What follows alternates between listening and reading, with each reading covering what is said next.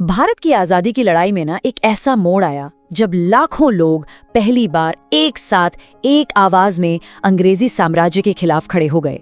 तो चलिए आज समझते हैं असहयोग आंदोलन की उसी कहानी को जिसने हमारे स्वतंत्रता संग्राम की दिशा हमेशा हमेशा के लिए बदल दी। 1 साल में स्वराज। जरा सोचिए, महात्मा गांधी का ये सिर्फ एक नारा नहीं था, नहीं, ये एक बहुत बड़ा, एक साहसी वादा था।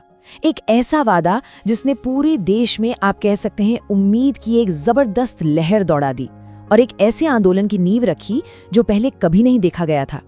तो सवाल ये उठता है कि आखिर विद्रोह की ये चिंगारी भड़की कैसे? इसे समझने के लिए चलिए पहले उस समय के भारत के हालात को देखते हैं जो सचमुच उबल रहा था। देखिए, पहला विश्व युद्ध खत्म हो चुका था और भारतीयों को ना एक उम्मीद थी कि साम्राज्य के लिए जो कुर्बानियां दी हैं उसके बदले में उन्हें स्वशासन का अधिकार मिलेगा। लेकिन मिला क्या? ठीक उल्टा, बढ़ते हुए टैक्स, कमर तोड़ महंगाई और ऊपर से दमनकारी कानून। तो जो उम्मीदें टूटी, उससे जो गुस्सा पैदा हुआ वो धीरे धीरे पूरे देश में फैल रहा था। और फिर अंग्रेजों ने एक के बाद एक ऐसे कदम उठाए जिन्होंने, आप कह सकते हैं, इस गुस्से की आग में घी डालने का काम किया। 1919 में आया रॉलेट एक्ट, जिसने लोगों के नागरिक अधिकार ही छीन लिए। फिर उसी साल जलियांवाला बाग का वो भयानक नरसंहार हुआ जिसने पूरे देश की आत्मा को झकझोर कर रख दिया। और 1920 आते आते खिलाफत के मुद्दे ने भारतीय मुसलमानों को भी सरकार के खिलाफ एकजुट कर दिया। मतलब विद्रोह के लिए मंच अब पूरी तरह से तैयार था। तो ऐसे ही माहौल में गांधी जी सामने आए, एक बिल्कुल नए हथियार के साथ, असहयोग, नॉन कोऑपरेशन। सोचिए, एक ऐसा हथियार जो तोप या तलवार से नहीं बल्कि करोड़ों लोगों की इच्छा शक्ति से, उनके संकल्प से चलता था।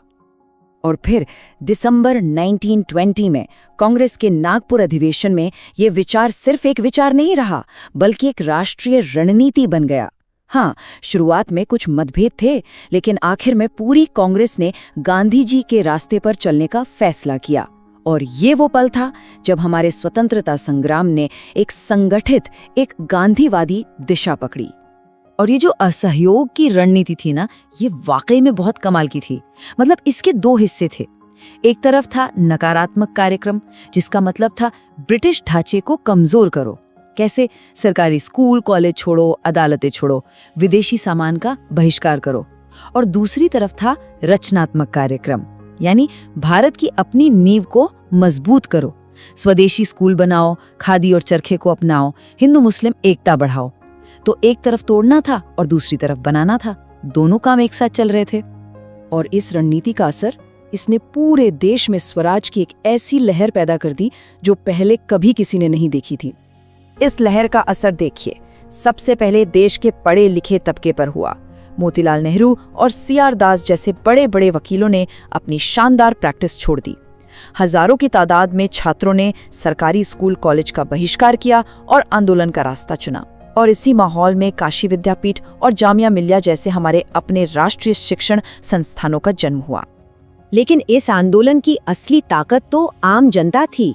हमारे इतिहास में ऐसा पहली बार हो रहा था कि महिलाएं अपने घरों से निकलकर इतनी बड़ी संख्या में राजनीति में सक्रिय रूप से शामिल हो रही थी।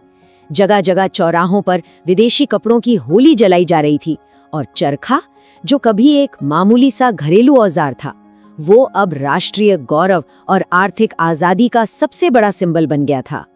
आंदोलन अपने चरम पर था, एकदम पीक पर। ऐसा लगने लगा था कि 1 साल में स्वराज का सपना शायद सच हो ही जाएगा। लेकिन फिर कहानी में आया चौरी चौरा का वो मोड़ जिसने सब कुछ बदल के रख दिया। यहाँ एक बहुत बड़ा सवाल खड़ा होता है, क्या लाखों करोड़ों लोगों का इतना विशाल आंदोलन पूरी तरह से 100% अहिंसक रह सकता था? तारीख थी 4 फरवरी 1922, जगह चौरी चौरा। हुआ ये कि एक गुस्साई भीड़ ने एक पुलिस थाने में आग लगा दी और इसका नतीजा 22 पुलिसकर्मियों की मौत। अहिंसा के पुजारी गांधी जी के लिए ये एक भयानक, एक दिल दहला देने वाला झटका था। इस हिंसा की खबर से गांधी जी अंदर तक हिल गए। उन्हें महसूस हुआ कि देश शायद अभी इतने बड़े अहिंसक सत्याग्रह के लिए तैयार नहीं है। और उन्होंने एक ऐसा फैसला लिया जिसने सबको हैरान कर दिया। उन्होंने पूरे असहयोग आंदोलन को फौरन वापस ले लिया। जी हाँ, उसे वहीं रोक दिया। उस समय कई बड़े बड़े नेता उनके इस फैसले से बहुत निराश और नाराज भी हुए। तो आंदोलन तो अचानक खत्म हो गया, लेकिन क्या इसे एक नाकामी माना जाए, या फिर इस अधूरी कहानी में ही हमारी आजादी की असली नींव छिपी थी? तो सबसे बड़ा सवाल यही है कि अगर आंदोलन को वापस ले लिया गया और 1 साल में स्वराज का लक्ष्य भी हासिल नहीं हुआ, तो क्या ये आंदोलन पूरी तरह से फेल हो गया था? इसका जवाब है नहीं, बिल्कुल नहीं। अगर हम सिर्फ फौरी नतीजों को न देखें तो इस आंदोलन की जो लॉन्ग टर्म जीतें थीं वो बहुत बड़ी थीं। पहली बात, ये भारत का पहला सच्चा जन आंदोलन था जिसने समाज के हर तबके को एक साथ जोड़ा। दूसरी बात, इसने कांग्रेस को कुछ गिने चुने लोगों के क्लब से निकालकर एक आम जनता का एक लोकतांत्रिक संगठन बनाया। इसने ब्रिटिश साम्राज्य की आर्थिक और नैतिक सत्ता पर बहुत गहरी चोट की, और सबसे जरूरी, इसने पूरे देश को अहिंसक जन संघर्ष की पहली ट्रेनिंग दी। असल में आप कह सकते हैं कि असहयोग आंदोलन वो जमीन थी जिस पर सविनय अवज्ञा आंदोलन और दांडी मार्च जैसे भविष्य के और भी बड़े संघर्षों के बीज बोए गए। ये वो पहली नींव थी जिस पर आगे चलकर आजादी की पूरी इमारत खड़ी हुई। तो आखिर में असहयोग आंदोलन की सबसे बड़ी विरासत, उसकी सबसे बड़ी सीख क्या है? शायद यही कि इस आंदोलन ने साबित कर दिया कि अहिंसा सिर्फ एक नैतिक सिद्धांत या कोई फिलॉसफी नहीं है, बल्कि ये एक बहुत शक्तिशाली, एक प्रैक्टिकल राजनीतिक रणनीति भी हो सकती है। एक ऐसी रणनीति जिसने भारत के स्वतंत्रता संग्राम को एक नई दिशा दी और आखिरकार जीत तक पहुंचाया।